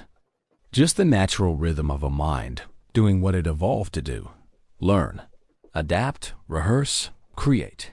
Your brain is the most complex structure known in the universe, and it never fully turns off. Even in sleep, it watches, it wonders. It works. You are not the same person who fell asleep an hour ago, or 2, or 6. Something in you has shifted, grown, released, rewired. And perhaps you'll never know precisely what changed. But the change will carry you into the next morning, into the next choice, into the next day of waking learning. You'll feel it as clarity, as intuition, as resilience. And so, each night you return. Back to the lab. Back to the place where learning hums beneath language, where memories drift like clouds, where your mind tries the future on like a costume and dances with what might be. Not every experiment is remembered. Not every dream leaves a trace, but the work continues. And one day, in waking life, you'll respond to something, an idea, a challenge, a joy with more ease than expected. And you'll realize your dreaming mind prepared you. It had been running a simulation quietly, softly, all along. You are both student and scientist, sleeper and seeker. And now, as you begin to stir, the question arises: if your brain can test, create, and evolve in the dark, what else might it be capable of? What? Doors might open not in dreams, but in waking curiosity? The dark is not empty.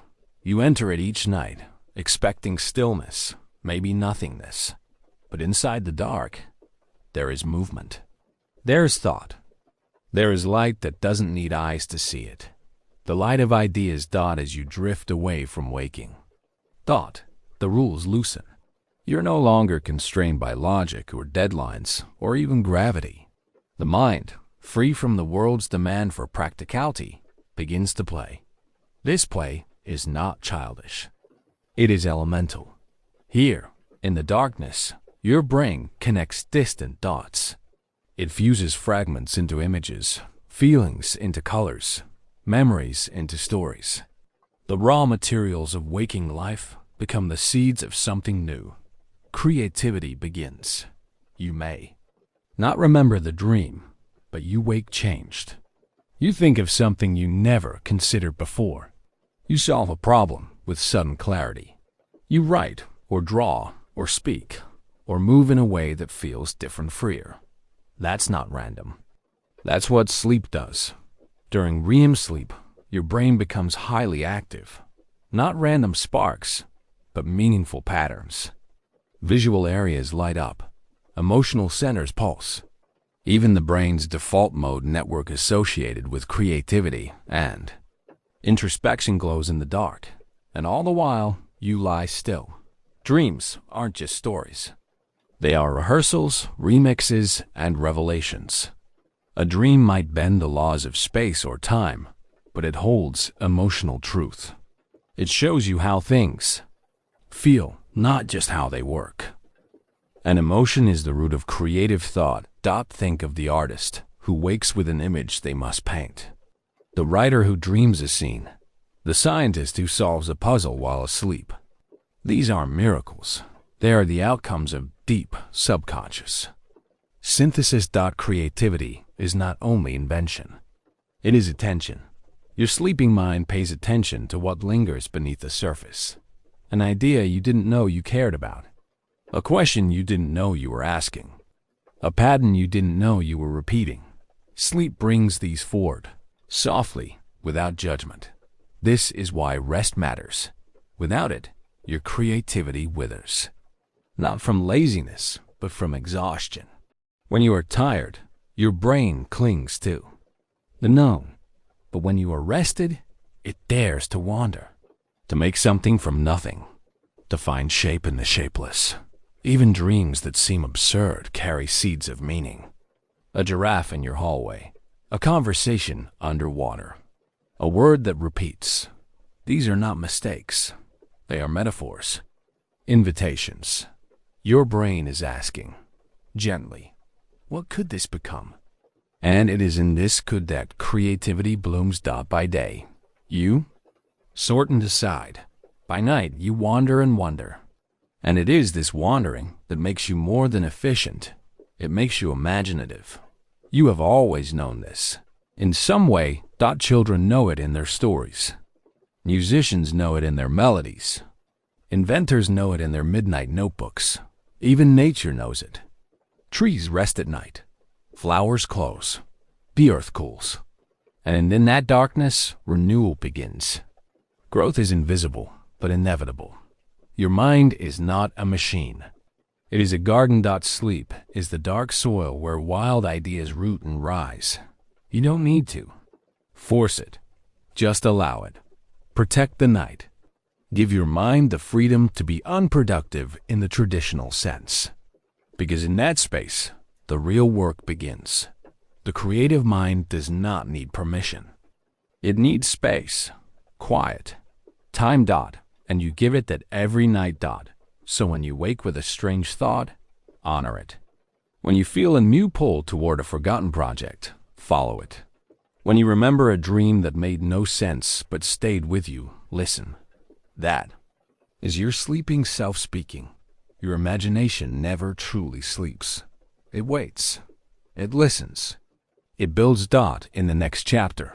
We will step into the moment of waking, that fragile, flickering space where the dream dissolves and something remains.